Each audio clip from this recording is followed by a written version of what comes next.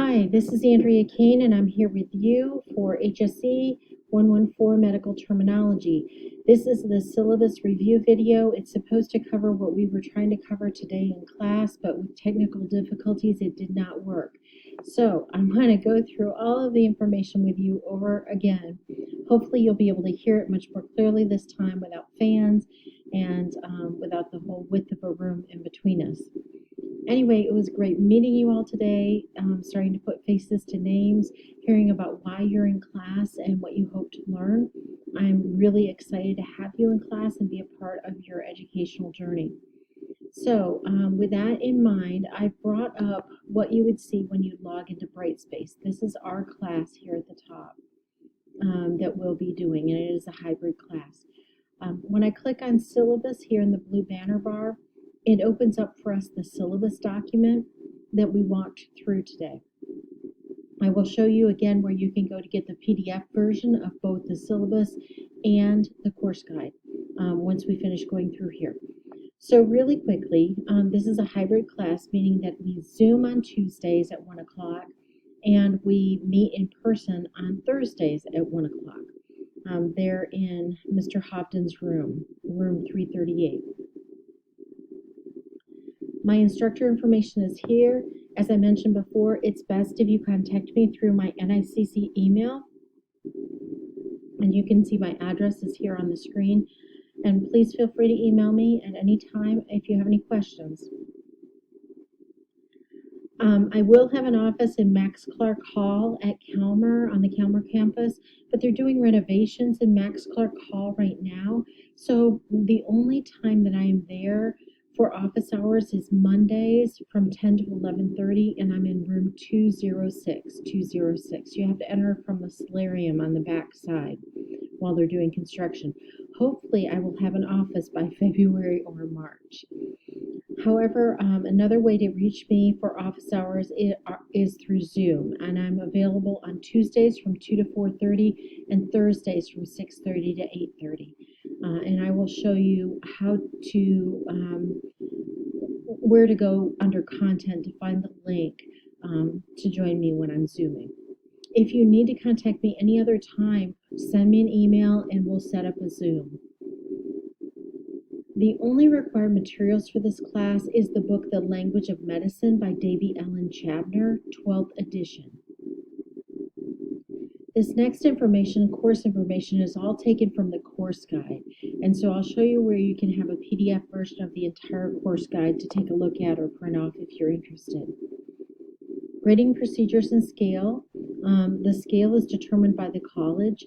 All I do is look at discussions, assignments, quizzes, and total everything up and put it into the formulas. So we will have 17 discussions worth 420 points for 21% of your grade. We will have a total of 24 assignments totaling 900 points equaling 44% of your grade. We will have 14 quizzes worth 700 points for 35% of your grade. Now you'll notice under assignments there's 10 plus 14. The 14 assignments are weekly assignments that go with your weekly quizzes. The other 10 are additional extra assignments that have to do with medical terminology, pronunciation, and some other items. So you have 55 total possible for 2,020 points. The next section here is the course calendar, and this shows you what we will be doing each day that we meet. So for instance, day 1, which was today, we had class introductions, we reviewed the syllabus and schedule, we looked at book features. Unfortunately, we weren't able to cover the study guide, but I have posted that and I'll show you where it's at so you can take a look at that. And then talked a little bit about the NICC Learning Center. When we Zoom on Tuesday, we're going to have a lecture over chapters 1 and 2. And when we have our face-to-face class on Thursday, we'll be doing a discussion of the history of medical terminology, and we'll also be doing some reviews. Outside of class, you'll need to complete your weekly assignment and your weekly quiz. And so the course calendar not only shows you what's due and the activities and coursework, but it'll tell you what chapters in the book to study. It'll tell you the points associated with the items, and then it'll talk about unit objectives for what we're studying. And you'll see those change week by week. So I'm going to skim through the rest of this. Moving on to the next section is college policies and student course feedback. Those areas are pretty much college-wide, and I'd ask you to please take the time and read through those so that you're aware of those. We will have class unless West Union High School closes. If your school closes, then it means that we won't have class. Otherwise, we will, because we're not on campus. So campus closings or emergencies really don't impact our class since we're Zooming on Tuesdays and we're there at West Union on Thursdays. In terms of absence or illness, if you want to shoot me an email when you're going to be absent or unable to participate, that would be really helpful. You're not required to do that, but it helps me because I have to take attendance every time we have class. And if I know that you're not going to be able to be there or participate, then I'm able to mark you as excused rather than absent in terms of the college's attendance. So just keep that in mind. And if you are absent or ill, or if class is unexpectedly canceled for any reason, you'll have everything that you can do online. So it won't put you back. It won't keep you from getting anything accomplished. And I will make sure that if for some reason I can't be there on a Thursday, which I don't foresee, but if something should happen, I will contact the high school and they'll let you know, probably before 1 o'clock. But you can still do discussions online in Brightspace. I have lectures posted, and we'll always have those posted ahead of our Tuesday class. And discussions and assignments, special assignments open at the beginning of the semester, so you can always complete those.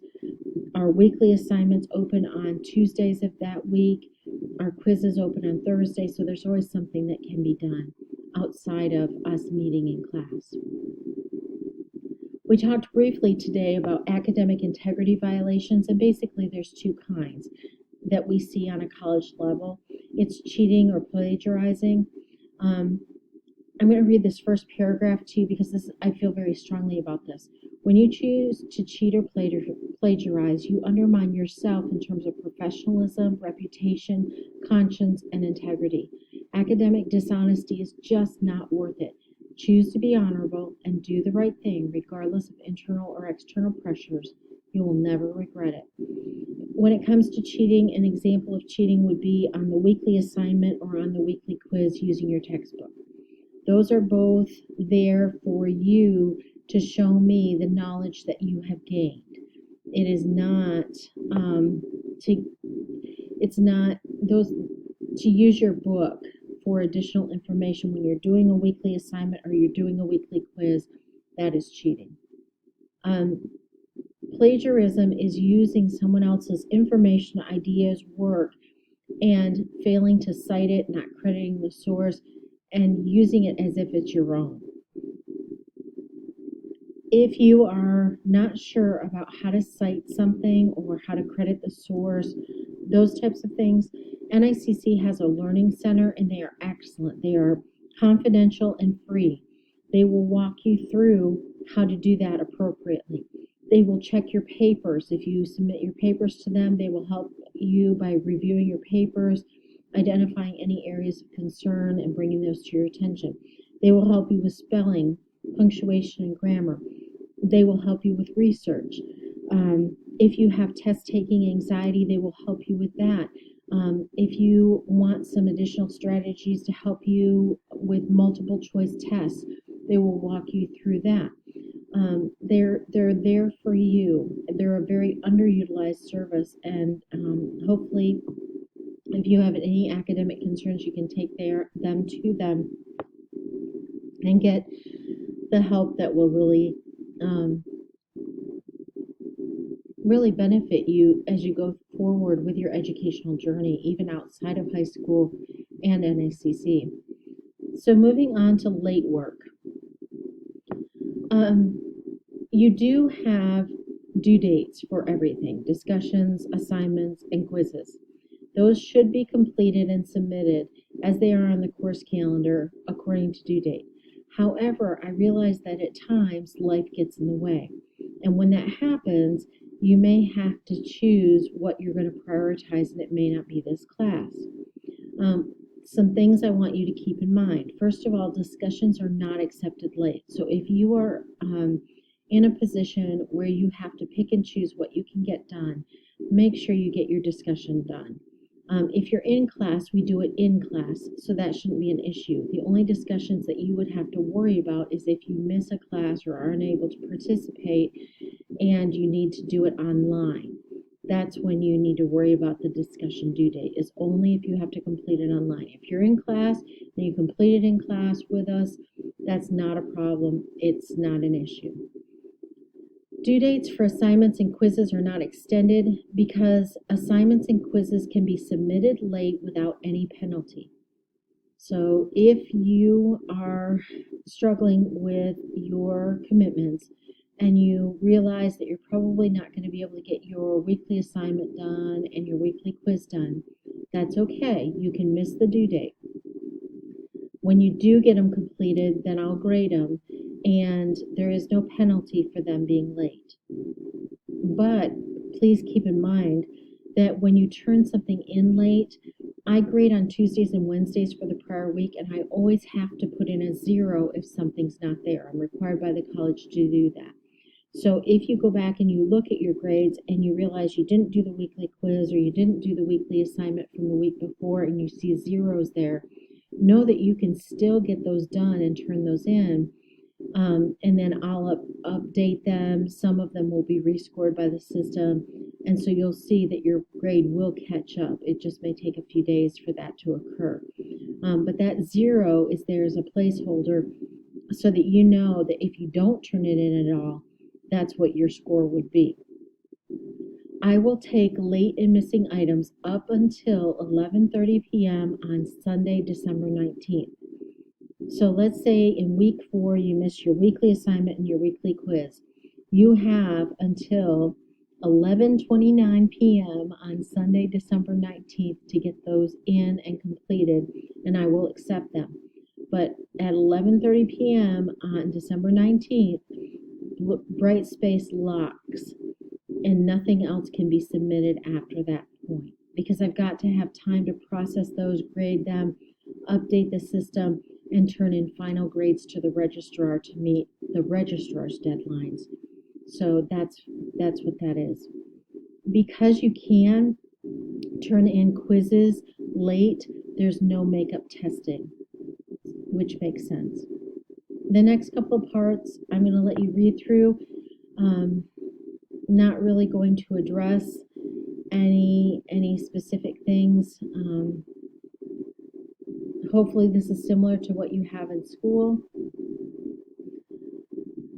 Classroom behavior really comes down to professionalism, respect, and kindness.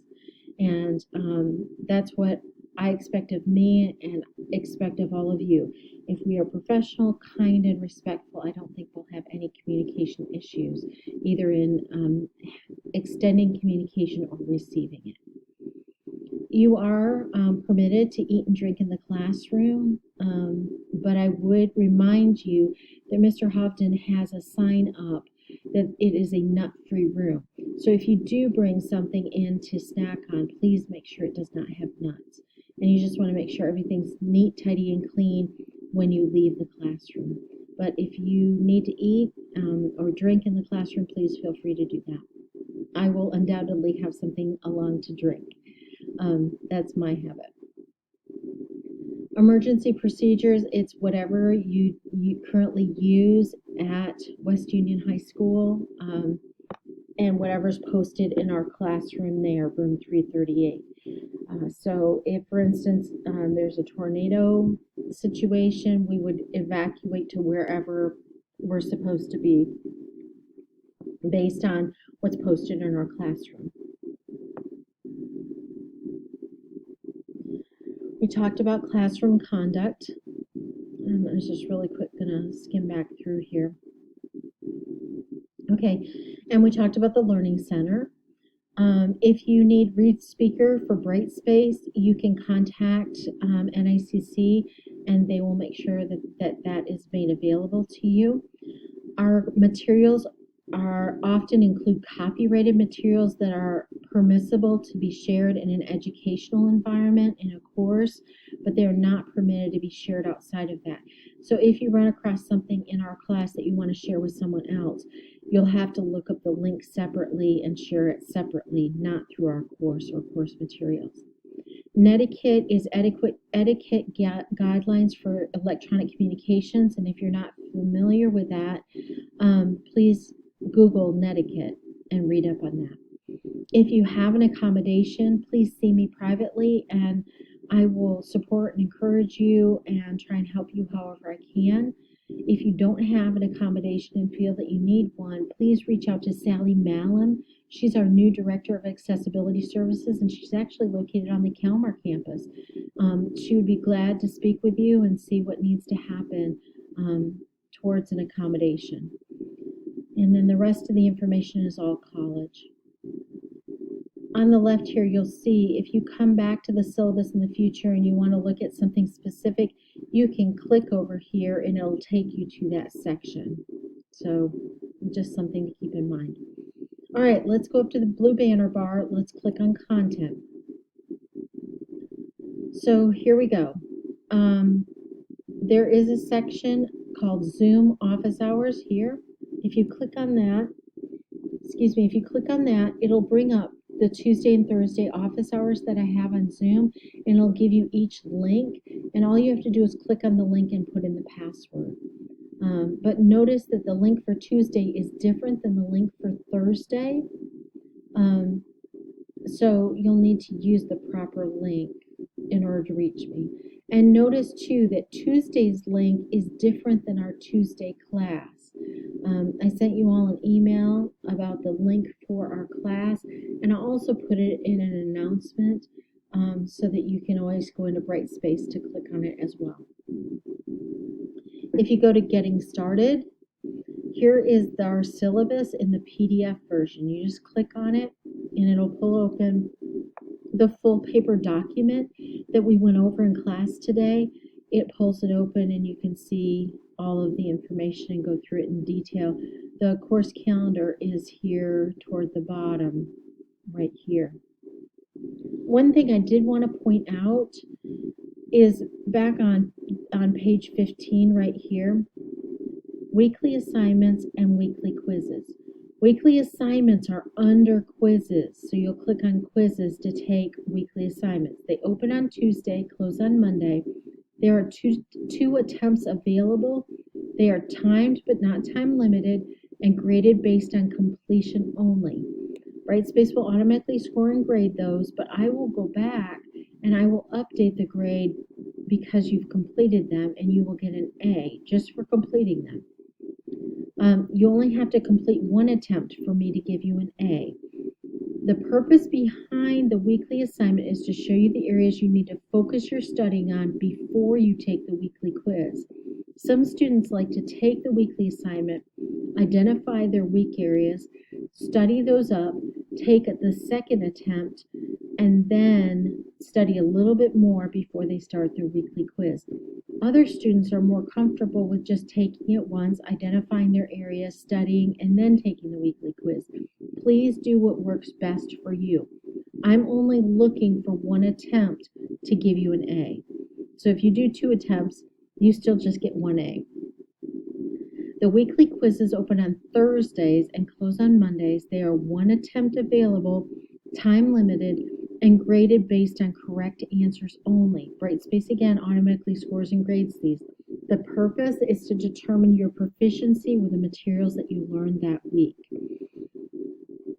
Please make sure when you take a weekly quiz that you use a very stable internet, because if it goes down, if your internet goes down or glitches while you're taking that weekly quiz, the Brightspace will close off that quiz to you and you'll have to contact me so that I can set up a second attempt. Same thing with power. Don't try and take your weekly quiz during a thunderstorm when your power might flicker, because if you lose that power, Brightspace goes out and it'll close that attempt. So anyway, back down here, this shows you what we were doing in class today. and those types of things. When we start Zooming, I'll be recording all of our classes. And now that, excuse me, now that they found the right adapter or attachment for my laptop, we should be able to record our classes on Thursdays without any problems. Clicking back on Getting Started up here, now I'm going to take you out and show you the course guide. So you can click on that, and it's also a PDF document, and it just goes through all the details of the course guide. Most of this is in the syllabus, but if you just want to see the course guide itself, you can do that. There are some resources to support your learning. These are just in case you're interested. Let's see, day one. This was today. We introduced ourselves. We reviewed our syllabus and our class schedule. I did go out and look at West Union's schedule, and there are no dates that need to change on our course calendar. There's no other dates that West Union will be off that I had planned for us to have class. So we're good on our class schedule. Reviewing the textbook's features, just remind you to look at the back of the book, at the glossary, the mini dictionary, and some of those other things. And then I'll go over with you the PowerPoint for studying in just a bit. And then about the NICC resources you may find helpful, there is a counseling office. If you're concerned at all about taking additional courses, I'm sure there's some advising information that you might be interested in, although I'd encourage you to start with your high school counselor first. And then also we talked about the Learning Center and all that they can provide. NICC at Kelmer has a great library. They have a great student services center. So just encourage you to take a look on their website for what they have. So I added the PowerPoint about how to study. So let's pull that open really quick and walk through that. This is a PowerPoint that talks about how you can study for this class to do your absolute best. The questions that this PowerPoint covers are why study, how to study, and then summary points. So why should you study? Well, the sheer volume of material we cover is just a lot. You need to study. Most people cannot memorize it just from 2 45-minute sessions, especially because we use one of those for discussion and review versus the other one that's used for lecture. This is a foundational course for anyone who wants to go into a healthcare profession or field. If you master this knowledge, you will be able to speak, spell, and understand the foreign language used by healthcare professionals everywhere across the entire world. Failure to study will show on your weekly quizzes, final exam, and final grade. It will also follow you as you progress in your studies, increasing the work you will have to put into future courses as you strive to catch up. And as you probably know, education is expensive in terms of time and money, so you want to take advantage of this opportunity to learn so that you can progress in your chosen field. So how to study? There's really 7 steps. Read your textbook. Watch the chapter overview video, which for us, we'll be doing that by Zoom on Tuesdays. But I will have the videos posted that I use for my online class so that you can go back and watch that in addition to our class, because I will be recording our classes also. Follow the study guide on page 6 of your textbook. It walks you through all of the book's features that will help you study. Complete the weekly assignments. Review areas of weakness. Take advantage of any Evolve website activities that you're interested in or that you have access to, and then complete the weekly quizzes. So how do you read your textbook? For some, using highlighters helps. Others like to write down clarifying notes. Others prefer to use terms to make flashcards. If there are unfamiliar diagnoses or procedures, you can research those on the internet. If you find yourself skimming the pages, stop and read aloud.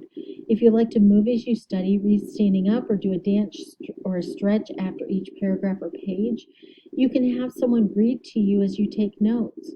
And you can try and break your reading sessions down into 15-20-minute segments using a timer like on your cell phone, rather than try to read all the assigned pages in 1 or 2 stretches.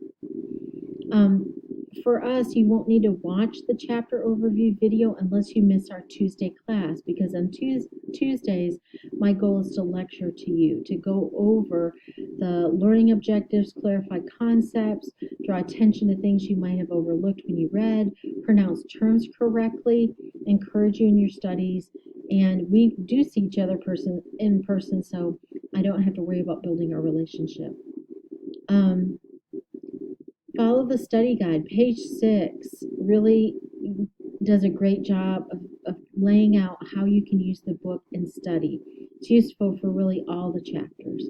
So it talks about breaking terms down and reviewing the meaning of each part. There's exercises, and you can check your answers. You can practice your pronunciation. You can do the review sheets and check your answers, make flashcards and practice with them. And if your book has a new code in it, you can visit the Evolve website.